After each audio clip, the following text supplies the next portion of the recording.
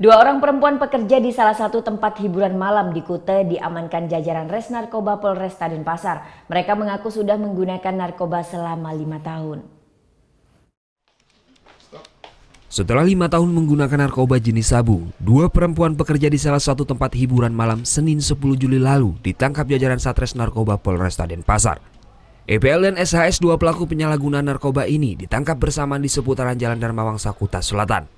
Saat digeledah dari tersangka EPL, polisi menemukan 2 paket sabu seberat 0,23 gram.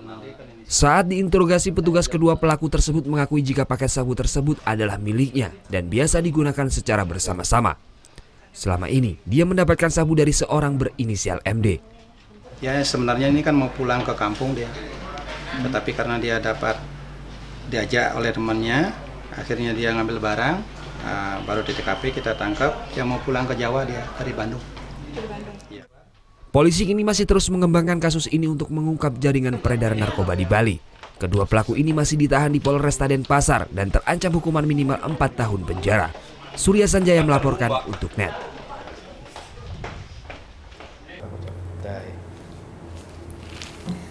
Udah selesai kan nontonnya? Nah, jadi jangan lupa buat like, komen, dan subscribe ya.